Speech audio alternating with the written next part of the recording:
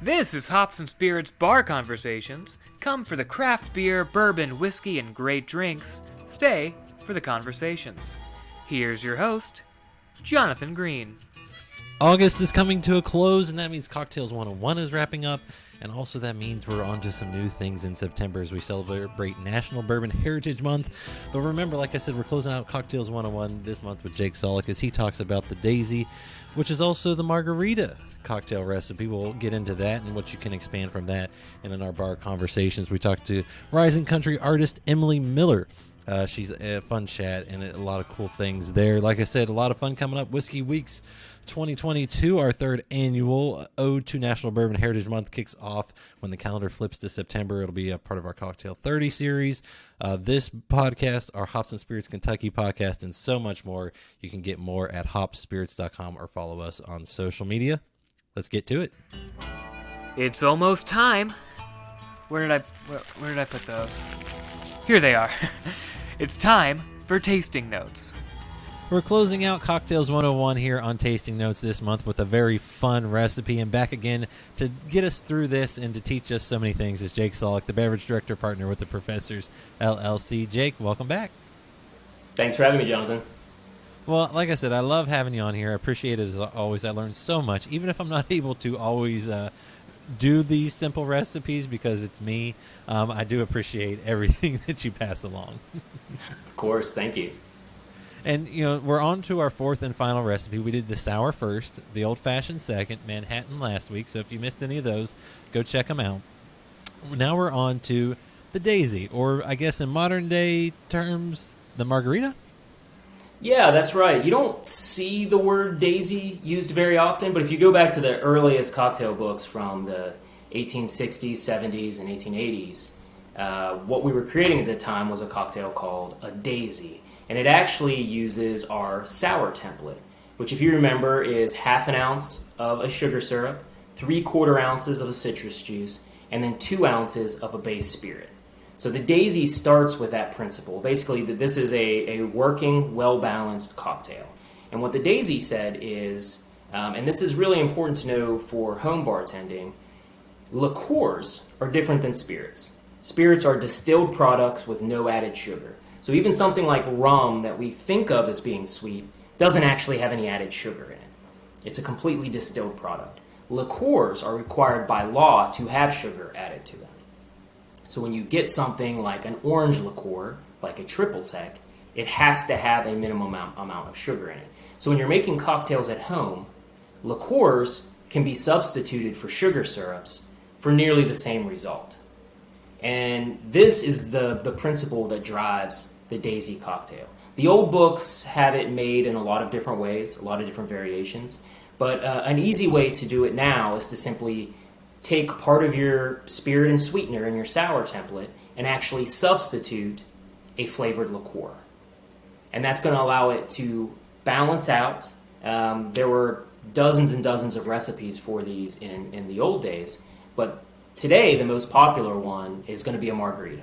A Margarita is simply a Daisy.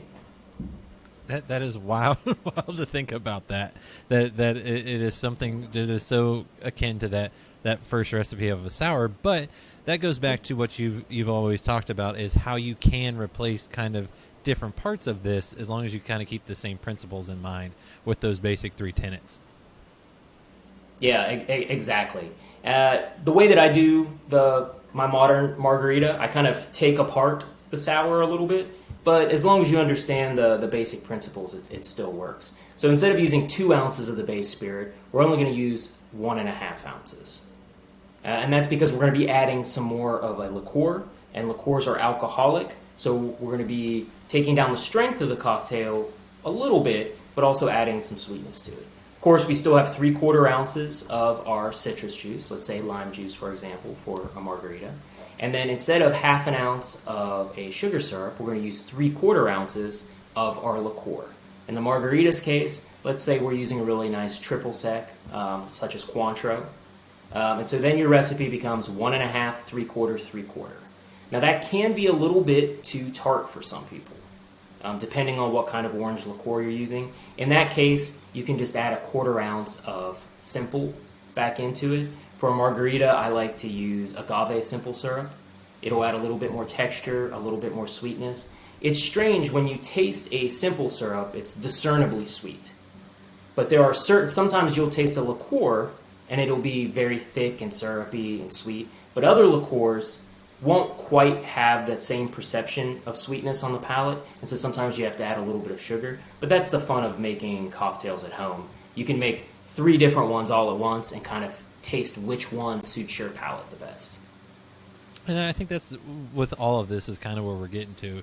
These are fun, easier ways to get to your palate, to what you like. And with the margarita and the daisy, I feel like a lot of people, when they hear margarita, they're like, oh, I can just get tequila and then one of those big bottles of things. Yeah. And I feel like that can be a little dangerous.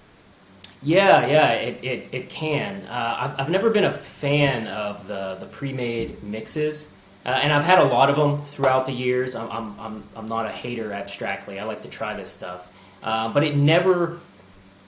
the fresh squeezed nature of lime, the acidity on the palate, is never the same to me as the artificial citric acid and malic acid blends that you get in those big jugs.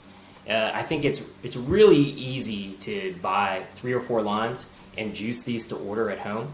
If you're having a lot of people over, then you could batch a large pitcher of margarita ahead of time using this recipe. But if you're at home, you can squeeze 2 or 3 limes. You're going to have about 3 ounces of lime juice, and then you're good to go to make 3 margaritas. It's pretty easy to do. And then, too, when we kind of get back to the basics of the margarita, the daisy, it does sound like you can kind of mix it and match and maybe make a bourbon margarita and so forth as you're just flipping out some of the different base spirits. Yeah, I mean, absolutely. Some of our most famous cocktails comes from the daisy template. In the 1920s and 30s, one of the best-selling cocktails in the world was the sidecar. The sidecar is actually just a brandy daisy. Similarly, during Prohibition, a cocktail that became really popular was the White Lady. The White Lady is really just a kind of gin daisy. And this recipe would change and morph over the decades into more of an equal parts recipe. And this sort of like evolved daisy would give birth to things like The Last Word. Just kind of like an entirely different beast, but it has its origins in this really simple sour recipe that also includes a liqueur. And is there anything you need to watch out with when you're kind of mixing with the liqueur instead of, say, that simple syrup or something like that? Yeah, there is. You go to the liqueur shelf in a big box store like Total Wine or Liquor Barn these days, and there's a lot to choose from. You want to make sure that you're choosing something that's strictly a liqueur. For a margarita, you want a kind of orange liqueur. You don't necessarily want another category of liqueurs, which are called amari. Amari started their life out in Italy. They're made all around the world now. They're legally liqueurs in that they have a lot of sugar, but they're also very, very bitter. So we're talking about things like Campari. Although it's technically a liqueur, if you throw it into the daisy recipe, it's going to be very, very bitter, and it's going to kind of throw off your balance. So you want to make sure you start with just a regular liqueur. I always recommend Cointreau is a great brand. Grand Marnier is an excellent brand. There's a cognac house, Pierre Ferrand. They make a really great dry carousel that I always stock in my bar. Well, I love to hear that. And it's always one of those things where you got to be careful when you go into some liquor stores because there's so many options these days, and you don't want to grab the wrong one. Exactly. Well, Jake, I appreciate it as always, and I can't wait to see what we talk about next. Thanks for having me, Jonathan. Remember to check out Hops and Spirits on social media at Hop Spirits, all one word, on Instagram, TikTok, Facebook, and Twitter. You can also find Hops and Spirits on YouTube and at hopspirits.com. Joining us here on the Bar Conversation, she's a country singer, songwriter, and I think she's going to have a lot of fun tonight with us. Please welcome in Emily Miller. Emily, welcome. Hello, glad to be here. Well, I'm happy to have you, and I always like to ask this question, and it sounds like you were prepared. So you got anything good tonight? Because, well, I don't have anything from where you're from originally. I got a little bit from Ohio, and if you go to Columbus, a little Middle West spirits, a little rye whiskey dark pumpernickel. So you got anything good tonight? You know what? To be honest, no, I do not. I just have good old fashioned water with ice in my Yeti cup. I'm getting over. I'm still dealing with laryngitis here, and so I'm trying to be good. I've heard though. I've had a few folks tell me this in the show that before they go out, they take a shot of whiskey or something to warm up those vocal cords. I've heard that many times, and at one of my shows the other night, that somebody tried to get me to do, I think it was a Jack and Honey shot, and I was like, you know what? I know that if it makes me feel better now, it's just tomorrow when I have another show, I'm just going to. So we're just sticking with water these days until I'm fully healed. That is quite understandable. Now, do you enjoy it? An occasional you drink whiskey, wine, beer, something like that? Anything that every once. I don't drink very much, but and it's not great for the vocal cords because it's dehydrating. I'm a big Diet Coke drinker, and so like that's my drink of preference. But if I'm going to go, it's anything with tequila in it, mixed with tequila or just tequila. That's where I enjoy the most. Well, and I've heard because tequila and how it's done, and as long as they're not adding anything to it, and you're not putting any of that fake sugar mixer, usually you feel better because it's better, one of the better ones for you. Hey, you know what? I'll remember that next time.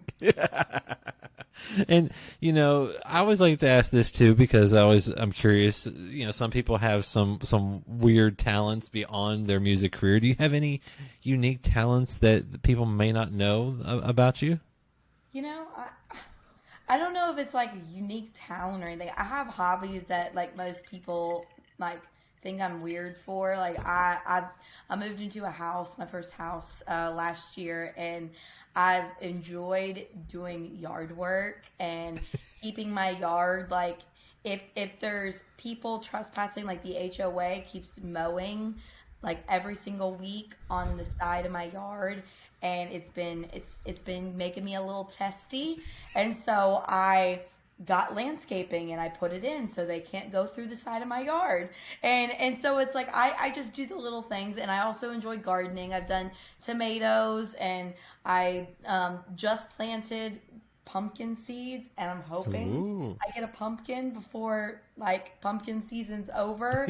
And I don't know, but I have 2 sprouts right now, so I'm a little excited about that. But stuff like that, cleaning, organizing, those are like my nerd girl like hobbies I enjoy. I don't know. Hey, it's all zen, right? It's all just takes you away from the craziness of the music world Really and puts does. you in a good spot. There's nothing better than a clean house. I live for a clean house. Now, you say you do gardening. Are you doing like raised bed gardening, or do you have like half your yard, or are you just slowly building up with some potted plants and things like that? I have like a trough thing in on my back porch that it's about 3 feet long, and so I just plant my seeds. I made a mistake last year, was my first year doing it. My grandpa by career was a gardener, and so but he passed over a decade ago, and I was like, I wish he was still here that I could ask these questions, because I had tomato hornworms last year, which are like these massive like caterpillar looking things, and I made the mistake of like on the package it says plant one or put one seed every 2 feet. Well, I was like, there's no way this one seed can go that far, so I just like started dumping the seeds.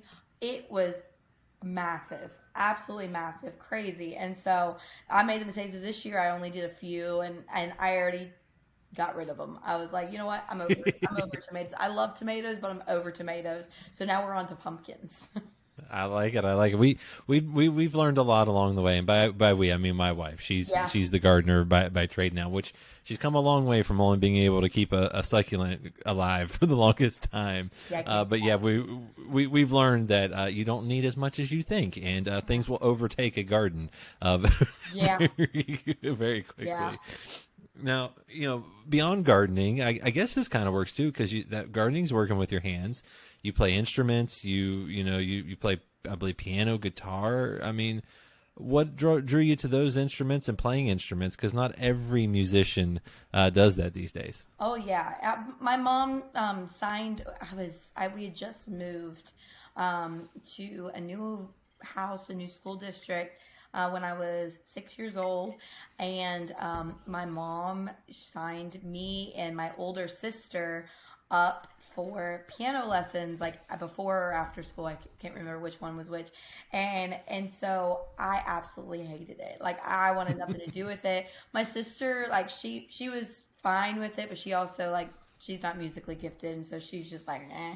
And so I just started keeping up with it, and along the way, I started actually liking it, and I learned classically, and that was just not my thing, and I did my best, but I also became very good at sight reading music because I wouldn't practice, because these songs weren't what I wanted to do, and so I would show up. I had this Brazilian piano teacher, and it scared me in some ways, but then she was also just fun and in other ways. And so I would show up every Saturday. I went to like Saturday lessons after that out of her house. And I would show up every week not practicing. And I had to act like I practiced, because I wasn't going to let anybody know I didn't practice. So I became really good at sight reading, which transpired into singing and playing guitar now, and even now in shows taking requests. I just do my best. I just start looking at the chords, and I'm able to sight read it. And then later on, I think when I was 12 or 13, my parents got me my first guitar, and my dad always played guitar growing up. And so I kind of saw that around the house, and I was like, I can do that. And I always thought my dad was so good at guitar. And then, and my little girl self. And then when I started learning guitar, I was like, well, he doesn't even sound very good. I can do this. And so anyway, so I took lessons, and I was dating a guy that was kind of my guitar player. And when we broke up, I had shows on the books, and I wasn't that great a guitar player. Like, it was the same as kind of piano at the time. And I was like, I wasn't that great. And so I was forced to sit down and learn it, like, as much. And I'm a visual learner, so I was like watching how other people were playing. And then all of a sudden, I now can play 5-6 hours or more, however long. I can do double shows all by myself, and so, but yeah, guitar and piano just kind of fell into my lap over doing things, and the rest is history. Now, do you play any other instruments, or any future goals to learn any other instruments or two, and you're good? Well, I own a banjo, and I'd love to learn how to play the banjo. Will it probably ever happen? No, I don't know if I'm that gifted, and I'd love to learn to play the fiddle, but that's another thing that I'll probably never happen. And I've heard that it's pretty hard to play, especially if you're coming from the guitar background, because it's the opposite strings and less strings and this, that, and the other. And so I don't know. I at the moment, those are the only two that I claim to play. I've got a kazoo in my guitar bag. If that's like an instrument, I don't know. My guitar player now, he wants nothing to do with the kazoo. But I bought everyone in my band a kazoo, and we play them. We do Elvira with the kazoo. We do Ring of Fire with the kazoo at our shows, but besides the kazoo, we'll add the kazoo. Besides the kazoo, the guitar, and the piano, I don't do anything else. Well, those are pretty good ones, regardless. And you mentioned the classical music training, because you kind of kept going down that route though for a good while. I think you played the Cincinnati College Conservative of Music Hall Festival choir, soloist at some orchestras. Why continue that if maybe that wasn't what you loved, but was that just something you were good at and kind of wanted to keep doing and love music? It really it was one of those things that I was just naturally gifted at, and there's very few things that I claim to be naturally gifted in, and it was one of those. One of my teachers in school said you should sign her up for voice lessons, and so we started voice lessons, and that's kind of the basics of singing. They make you do the classical stuff, and it became one of those things where, like I said, I was just naturally good at it, and I won competitions. I got scholarships. And I got accepted into a lot of different colleges for classical music, and I was naturally good at it. It was another thing I didn't practice. I just showed up and did my best, and it was, like I said, I'm not very good at a lot of things, but that's one of the things that I was just naturally gifted at, and so I showed up and did my thing, and but when it came down to college and like what I wanted to do for a living, it wasn't there. I always joke I'm too much of a hee-haw to sing classical music, but even in college, my classical teachers, he performed at like the Met in New York, which is one of the biggest venues in New York for classical music, and he was like, I can get you a job, just do this, and I was like, I can't. I can't. I'm like, if the minute they hear me say y'all or say something about a lot of my friends, they make fun of me because I'll say like you're walking like a corn cob stuck up your butt. I'm like, those kind of phrases don't exactly go over well in the classical world. I don't think Bob said corn cob stuck up your butt. Well, it could bring a little bit of country flair to the classical world. Maybe, just maybe. Well, and so clearly classical wasn't your route, but if you're saying those things, saying y'all, you're living in Nashville now, country music clearly was. So what drew you to country music, and when did that kind of become something for you? Country music had kind of always been there for me. My grandparents and everyone, my parents had kind of listened to it. I grew up mainly listening to Christian music, like old hymns. I went to a traditional church, and so I grew up around a lot of the basic great hymns, and I still love those very much. And so that kind of led me into listening to the classical or the country stuff, and I just that was what I was doing when I didn't want to practice classical music. I was listening to the Rebas, the Trisha Yearwoods, the Alan Jackson. I was listening to those people in my off time and when I wasn't in school, and even when like the days that we were allowed to bring music to school in headphones, like I was listening to country music, and so it was just one of those things that was kind of always there, and something that I very early fell in love with, just the storytelling and the songwriting of country music.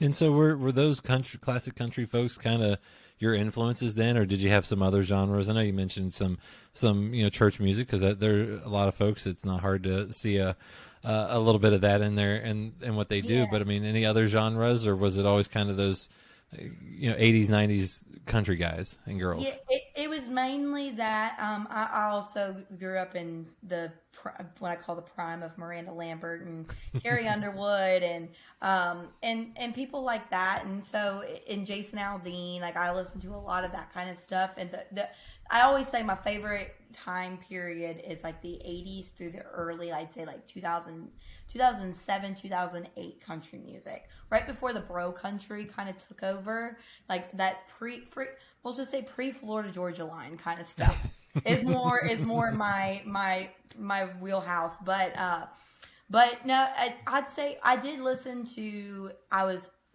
Growing up, I loved me some Hannah Montana, and that was my show. I wanted to be Hannah Montana, and so Hannah Montana. I listened to a lot of those kind of people. So I listened to the early Miley Cyrus and Demi Lovato kind of stuff. I went through like what I call my rebellion days of listening to like Kesha and stuff like that. But other than that, like I stuck.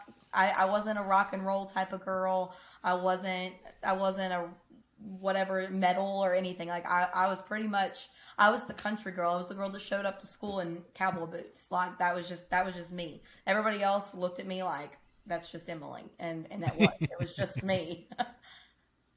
Well, there is something to being just you, and obviously I'm guessing where you grew up outside of Cincinnati in Westchester, Ohio, probably played an impact with family, things like that. Like, so is that kind of where the country side came from, or was it just how did you become country?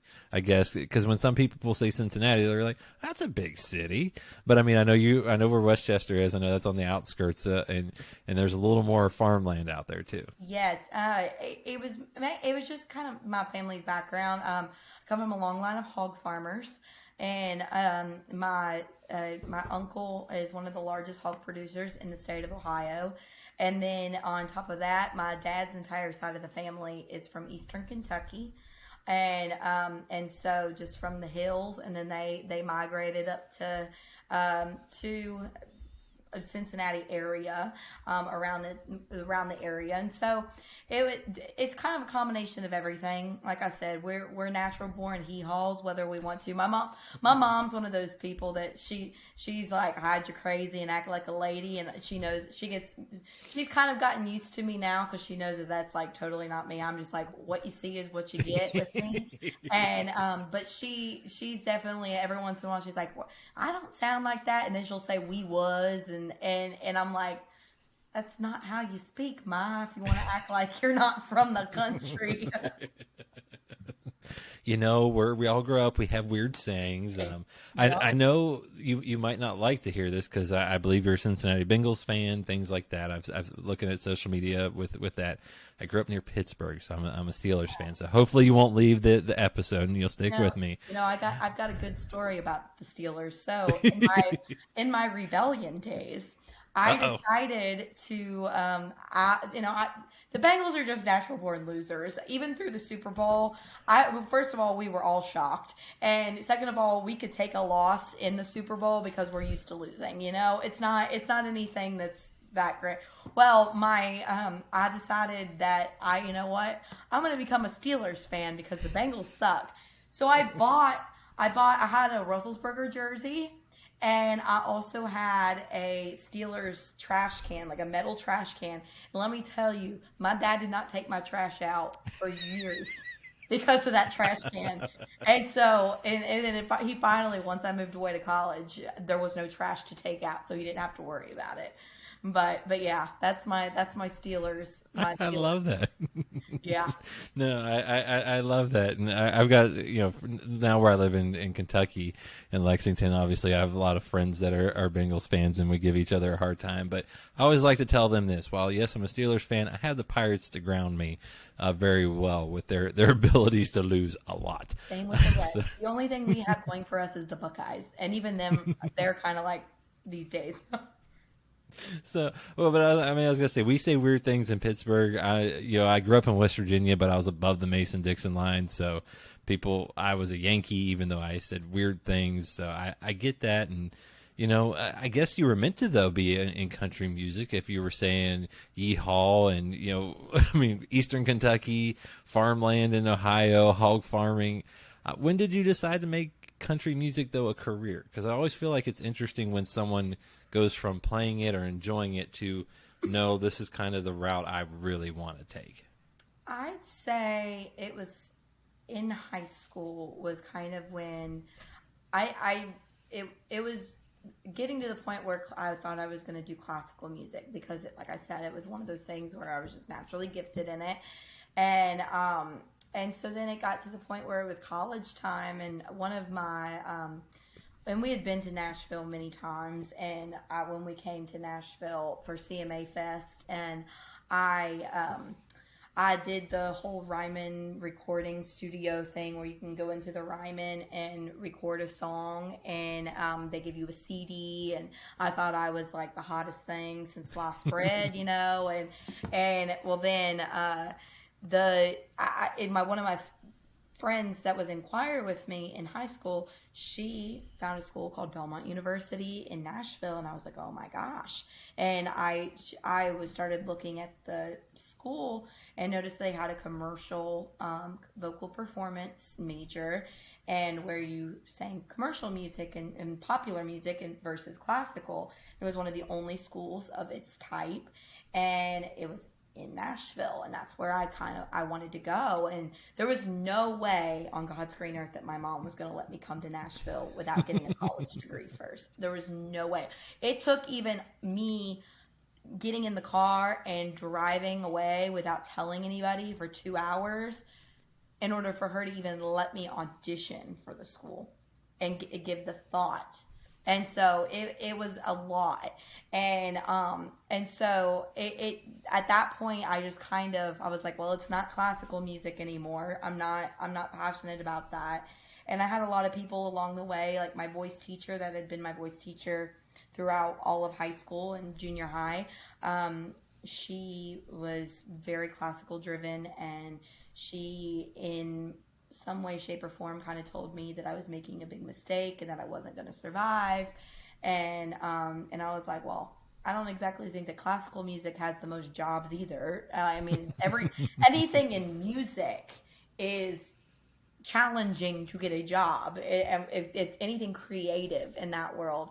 And so that kind of just solidified. I'm like, I'm going to do it. And the rest is history. Yeah, you don't ever tell anyone that's got roots in Appalachia or anything like that they can't do it, because they are bound and determined to prove you wrong. And I'm guessing mom came around to the idea, and obviously ended up going to Belmont University, right? Yes, she did. She did very quickly, and I mean, now she comes to every show, and now that her and my dad are retired, they come down like once a month and come see me play and find a show, and they'll travel all over just to watch me. And so, yeah, no, she's very, very proud, and she's on board now. Don't get me wrong, we still have our arguments about the business, but she's come a long way in just allowing me to be me. And you know, you mentioned being able to go to Belmont University, and just also your career has allowed you, between those two, to, you know, learn, perform with some amazing folks, some Grammy Award winning fiddle player, Tammy Rogers, King of the Steel Drivers, Tim Watson, the fiddle man. Is that maybe where the fiddle's starting to come from? Or are you just watching them and want to do it? I just love the fiddle. I've always loved the fiddle, but watching people like coming to Nashville and seeing the gifted fiddle players get up there and play and just own, like, there's nothing better. The minute they ask me when I'm in the studio, like, would you like to add fiddle to the song? I'm like, don't even ask. Just, yeah, the answer is yes. So, well, then that means you need to listen to the episode I just did with Fergal Scahill from the Wee Banjo 3. He plays fiddle, the others play banjo, and he is quite impressive. So if you're looking for some inspiration, maybe there. But I mean, learning from folks like that, I mean, your vocal instructors down at Belmont University as well, you've had some pretty amazing ones. I mean, what was it like to be able to learn and pull some knowledge from those folks? Incredible. I wouldn't trade my time at Belmont for anything. If anything, I wish I could go back sometimes and school was not my thing, but now that I'm in the real world, I wish that I could go back and pay attention more and really soak in that time, because the instructors and the people and just their journeys and their careers and what they were able to come back and teach us was just incredible. And I wouldn't trade that time for the world. It taught me 90% of everything I know. And so when I see people that haven't gone through that training and the experiences of Belmont that I have, it really, I always say that they're really missing out. Well, and then I mean, those are folks that actually have industry driven knowledge. I mean, they've been around, they've been through it, and it's not as folks. I talk about this on the other things that I do about, you know, with the just bourbon industry, oh, it looks fun on the front side, but man, when you got to actually make the product, it's totally different. I feel like that can work for music too, because it's not all glamour all the time, and there's a lot that goes into it. Oh, for sure, for sure. There's many behind the scenes moments that even I forget to share to social media, and when I do share them, everyone's like, "What in the world?" Like, it's not. Yes, I'm always decked out in glitter and rhinestones, and I love to sparkle. But let me tell you, there's nothing glamorous about a flat tire making you miss the show. There's nothing glamorous about somebody yelling at you, annoying. Most of the time, men, unfortunately, yelling at you, saying something to you, catcalling you. There's nothing glamorous. Luckily, I am a very sassy soul, and my mother has taught me how to just give it right back when needed, and so I can hold my own. And most of my band boys, if somebody says something to me, they first of all, they see it on my face very quickly. My face tells all. And second of all, they just know, just if she needs us, she'll look over, but she can handle herself. And so, but there really is, it's 50% glamorous, 50% like in the mud. Yeah, it's still a job. It's still a job, and it's a tough ladder to climb as well. But you seem to be doing great. You've released a video acoustic cover of Black Velvet. Why release that? I mean, it's a cover, but it's I guess it goes back to some of the things you love, right? Yeah, that song has, like I said, I'm not a rock and roll, like I that kind of girl. I wasn't raised on a lot of other stuff other than country and gospel music. And one of my buddies that I met through playing shows in South Carolina, one time I was on my way down, and he messaged, and he was like, "You need to sing this song for me." And I have been requested this song thousands of times, and I never knew it, and I never sat down and learned it. And I was like, you know what, for you, my dude, I will do it. And so we had another show the night before, and so the entire 3 hours to our show, I just listened to it on repeat. And my guitar player at the time, he was like, "Can we please listen to something else?" And I was like, "No, I will learn Can this." you put your headphones on? Yeah. And I'm like, "No, I'm the one that's driving. We will listen to this." And so anyways, and so I sat down or I was listening to it, and I learned it. And the rest is history. I love the song, and I love, once I kind of learned that the background, I didn't realize that it was about Elvis for a long time, and then once I learned that, my dad was an Elvis impersonator back in his dental school days. He used to travel around, and so that kind of made the connection there. And so and any song that allows me to just belt and just go. I will say this song, Black Velvet, when I'm performing it live, always hits harder if there's at least around one shot of tequila in the system. I just it makes me want to get on my knees, and just wail. This song. So when it came time to sitting down, and I have 3 videos coming out. And one, Black Velvet was the first one, and then I have 2 others. One's coming out this coming Monday, August 29th. And perfect, right after this episode drops. So yes, and that one's going to be a Jason Aldean cover. One of my favorite songs of all time, Truth. And I played piano on it for the first time on camera, and it was fun. But when it came time to picking out 3 songs that I knew I wanted to do videos for, Black Velvet was the very first one. And my guitar player in it, he just did phenomenal, and I can't say enough good things about it. The video crew and everything were the same people that I had worked with prior with my song "Take the Trash Out" when I did a video for it. And so they're so creative, and I just had a blast. And so this song was one of those no-brainers that I just did, and I'm so proud of it. Well, and you do a little bit of that with those classical covers. You mentioned you love Reba, you love some others. What draws you to those sounds? Is it that kind of storytelling? I mean, I know you grew up on it, but it's one thing to grow up on it. It's another to want to perform them. Is it just that classic, true? I mean, you're basically taking someone on a journey through a song. Yes, and it definitely is the storytelling for me. And I think a lot of that stemmed actually from my classical training.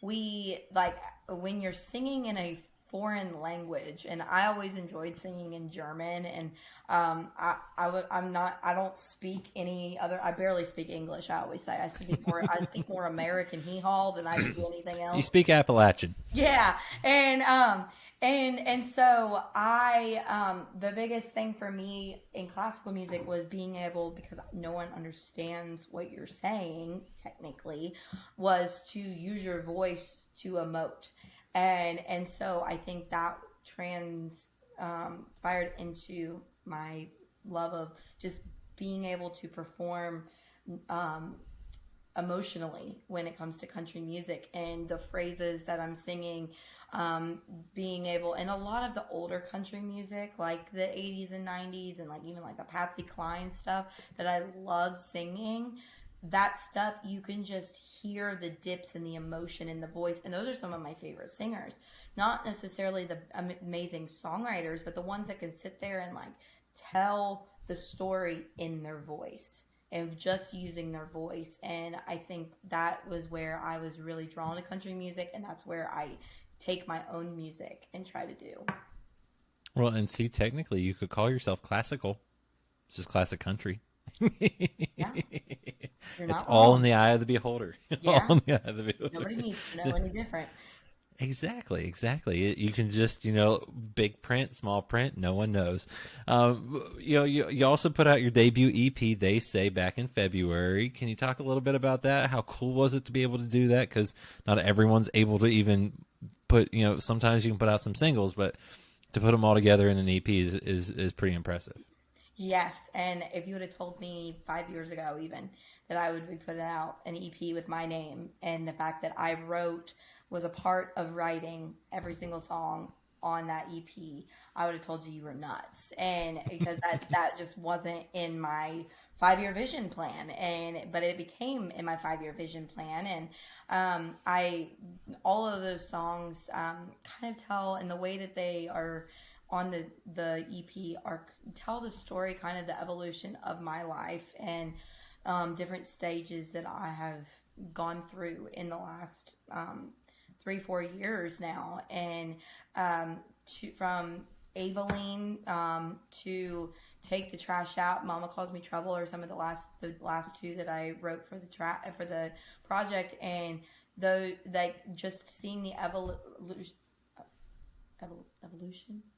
Is that the word? Yeah. There we go. That's I was right. like, What's in that water? What is in that water? Or is it a little? Are you sure it's water? maybe I just haven't had enough water. Maybe that's the problem.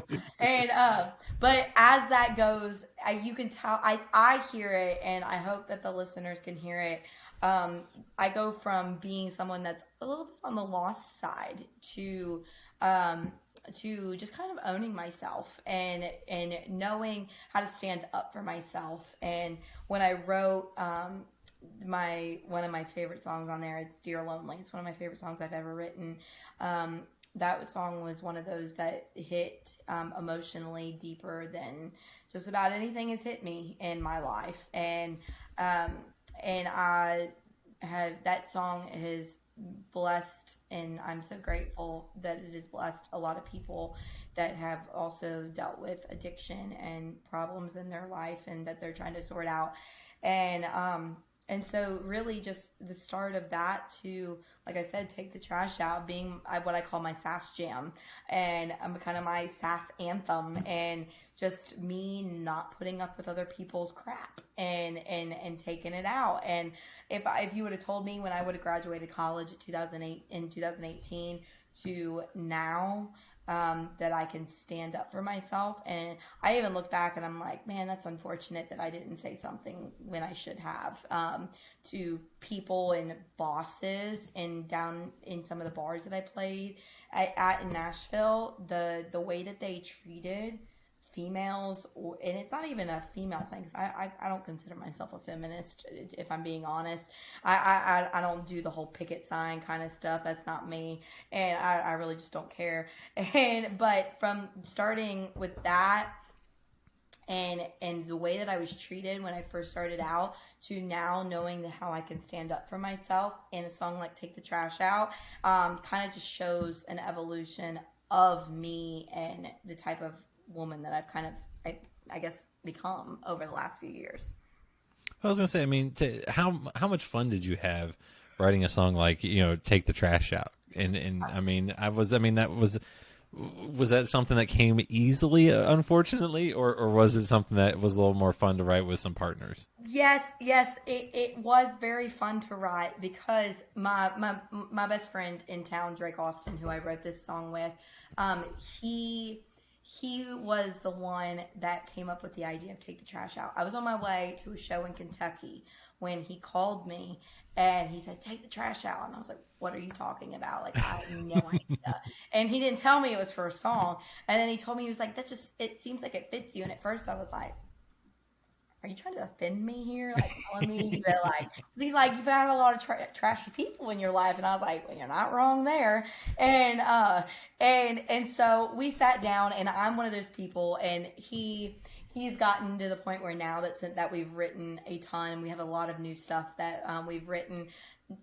He's gotten to the point where now he understands that, like, I'm not going to write something that isn't every line my life and my story, or something that relates to me. And he is one of those people that can, like, hypothetically put something together, and I'm not. And so I was like, he was like, "Well, let's gauge your inner whatever trashy man that you want to talk about." So that's what we did. We just started doing that, and out came, maybe an hour or two later, out came Take the Trash Out, and I haven't looked back since. Well, I always like asking this too, because I'm always curious, because when you're writing songs, it's always interesting to where you pull from. So, like you said, it seems like it's a lot of personal ideas. Drake seems like, it's an idea, it's something else. You can kind of take it. Maybe it's a fun line. I loved talking to Dane Lewis a while back, and he was like, "Yeah, you knew what I was writing about, because I came from a small town. I played it in a small town, and it wasn't hard to kind of figure it out." And I was like, "Oh."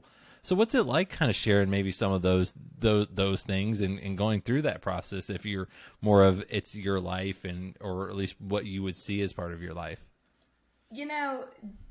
I have not released any songs yet that I have been, like, scared to put out because somebody that I dated or something might hear it. I haven't. So Take the Trash Out is not written about anyone in particular, then? It's kind of written about a collection of people, more so than a specific person.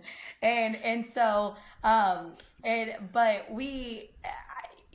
is one of those things, is like, when it comes to, like I said, like my song Dear Lonely, like, that's 100% real life struggles in my life. And it at first, it was one of those things where I was like, but then I didn't know, but then it kind of, if you know me, you know that I'm an open book. And I went through a lot of struggles when I was in my mid-teens, and I did a lot of things that, looking back, were pretty stupid. And I could take those moments and keep them to myself and not allow people to see why I am the woman that I am today, or I can share them just point blank the way they are. And if you like me, great. If you don't like me, there's the door. I can't worry about other people. I don't do judgment. I don't, when people are judging people, I can't do that. And I can't be around that type of thing. And so I just kind of do my thing and share my story. And luckily the people that have heard it have related and have taken me and have loved me for my struggles. And that's only going to allow me in the future with songwriting to just be even more expressive and share those details without a filter, which I don't really have a filter anyways. And so might as well continue that in songwriting, because I think that those are my favorite songs. The ones that people are 100% and you get a kind of a glimpse into their life, and you're like, oh, well, their life's kind of like mine. Then those are your favorite songs. At least they're my favorite songs at the end of the day. No, to me, those songs tend to last a lot longer than something else, and they're, like you said, they're relatable. They're something that folks can really attach themselves to, see themselves in, and I think that's also where that songwriting thing comes back for you. And as we wrap up, EmilyMillerOfficial.com, Emily Miller Official on social media as well. And what's next for you? What's the rest of 2022 look like? And obviously you mentioned some videos. You got one dropping the day before this episode technically drops. And then anything else coming along the way that you're allowed to say that won't get you in trouble by all the other people that you got to make sure you don't get in trouble with? Well, there's always something brewing. I always say dates, and then they never stick around. So I've tried to stay away, unless they're written in stone. I try to stay away from the whole date dropping, and because in this world, in this industry, like you say something's going to drop in 2 weeks, and then it drops in 3 months. You just never know. But I've got this video, like I said, it's coming out on Monday, and then I have my third video, which will be out in the first week of October. And it's already in the system, so I can say that it's gonna. It'll be out the first week of October. It's a Reba, one of my favorite Reba songs. It's not fancy. I probably should have done fancy, because if you know me, my favorite word of all time is fancy. My license plate's fancy. My guitar is named Fancy. Everything about me is just, I just consider it fancy. And so I recorded one of my favorite Reba songs, and so that'll be the third video out in October, and we are in the process of, hopefully, fingers crossed, having a Christmas song out to everybody this year. And so which I've never done a Christmas song before.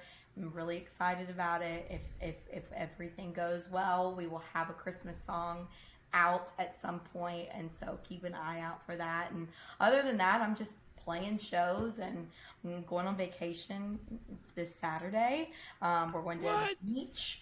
We're going to Hilton Head, and I'm very excited. And so after that, it's just get the ball rolling until the end of the year. I play 5 shows a week, sometimes more, sometimes less. Been writing and getting ready to record new music. And this music, like I said, is more me than anything has ever been before, and I am very excited about it, and I'm excited to explore a new producer with this music and just get things out to people and get new music out. Well, I gotta ask, because you mentioned you've been writing, you've been doing some things. I mean, does that mean at some point, maybe next year, maybe even the following, because as you said, you just never know how things will break, is the goal a full-length album and so forth? I could see that. The thing is with independent artists like myself is studio time is expensive. It is very expensive. And so that's why a lot of independent artists, you don't see full-length albums come out very often. But if the cards are aligned, then we might just have that. At this point, right now, at this point, I'm just writing to get material and to find my next path of where music's going to take me. And with what I've got so far and the feedback that I've gotten from a few live show performances, I think people are really going to like this new stuff. And it's just kind of, it's funky, it's crazy, it's Emily, it's just one of a kind. It's a little bit of sass, a little bit of attitude, and you're going to get you. You're going to get you, and that to me, that's a good thing. That's a Always a good thing when you can shine through. And Emily, I appreciate this. Like I said, EmilyMillerOfficial.com, Emily Miller Official on social media. And thanks for sharing some water. I had a little bit stronger water. There's ice cubes in here, I promise. I appreciate it. Thank you. I appreciate you having me.